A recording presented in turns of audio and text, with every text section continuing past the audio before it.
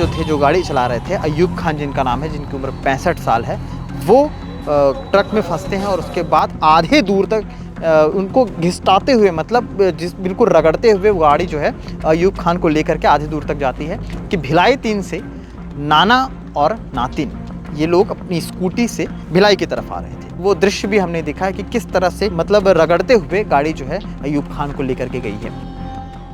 भिलाई की सड़कों पर तेज रफ्तार से दौड़ती गाड़ियां मौत के आंकड़े तो बढ़ा ही रही हैं, साथ ही साथ एक तरह का डर भी पैदा कर रही हैं। अभी जो मैं खबर सुनाऊंगा, इस खबर को सुनने के बाद हम भी थोड़ा सा सिहर उठे थे और उसके बाद जो तस्वीरें देखी, जो परिवार वालों के रोते हुए तस्वीरें देखी, जो कि अमूमन हम लोग रोज़ देखते हैं, इस बार जो खबर आपको बताऊंगा इससे आप भी सिहर उठेंगे। कारण ये है कि पिछले कुछ समय से दुर्ग भिलाई में जिस तरह से लगातार दुर्घटनाएं बढ़ रही हैं, लगातार एक्सीडेंट, लगातार जिस तरह से सड़क में हादसे हो रहे हैं, चिंताजनक है। इस पर लेकिन किसी भी तरह का चिंता जताया नहीं जा रहा है, लगता है सबसे बड़ी चीज़ है। और पहले इस खबर पे आता हूँ। खबर ये है कि भिलाई 3 से नाना और नातिन ये लोग अपनी स्कूटी से भिलाई 3 एकता नगर है, वहाँ से भिलाई की तरफ आ रहे थे और ठीक रायपुर से एक ट्रक भी भिलाई की तरफ आ रहा था। ट्रक की स्पीड थी, पानी गिरा हुआ था, सड़क गीली थी।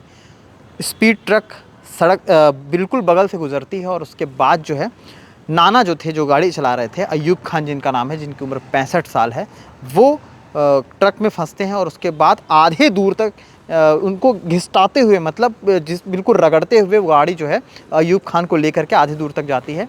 और जिस तरह से उनका दृश्य हमने देखा, जो हश्र हमने देखा है पैर का, वो हम आपको स्क्रीन पर नहीं दिखा सकते, लेकिन वो बिल्कुल भयावह था।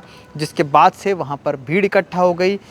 ट्रक का ड्राइवर वहाँ पर मौजूद नहीं था, ट्रक वहाँ पर मौजूद थी। साथ ही साथ जिस स्कूटी में वो लोग थे, जो नातिन जिसको छोड़ने वो जा रहे थे, वो भी घायल हुई। इस पूरे मामले को लेकर के चूँकि ये बताया गया कि 7 बजे के आसपास का लगभग मामला था और उसके बाद ये हादसा होता है। हादसे के बाद तत्काल जो है लाल बहादुर शास्त्री अस्पताल लाया जाता है, वहाँ पर उपचार होता है। 65 वर्षीय अय्यूब खान जो हमेशा अपनी गाड़ी एकदम मध्यम स्थिति में चलाते थे, मध्यम गति में चलाते थे, हर चीज़ एकदम रूल फॉलो करते थे सड़कों का, ऐसा बता रहे हैं घर वाले। हेलमेट पहनते थे, सारी चीज़ें एकदम उनकी सही रहती थी। वो अपने रास्ते से जा रहे थे, रॉन्ग साइड में भी नहीं थे, वो अपने रास्ते से जा रहे थे। इस तरह से उनके साथ होता है।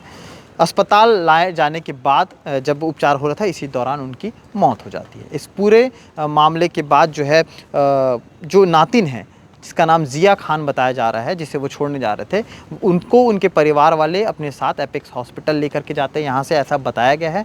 साथ ही साथ जो घर वाले आए थे, जो उनके बेटे आए हैं, अय्यूब खान के जो बेटे हैं वो आए हैं, और बाकी के जो परिजन हैं वो छावनी थाने जाते हैं और वहाँ पर FIR की सारी चीज़ें अभी हो रही हैं। जिस वक्त मैं खबर बना रहा हूँ, ये उसी वक्त सारी चीज़ें हो रही हैं।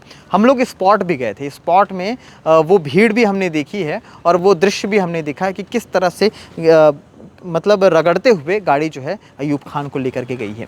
देखिए, ये खबर सुनाने के बाद हम चले जाएंगे और आप भी स्क्रॉल करके आगे बढ़ जाएंगे, लेकिन बड़ी समस्या ये है कि लगातार इस तरह की घटनाएं जो हैं बढ़ती नज़र आ रही हैं।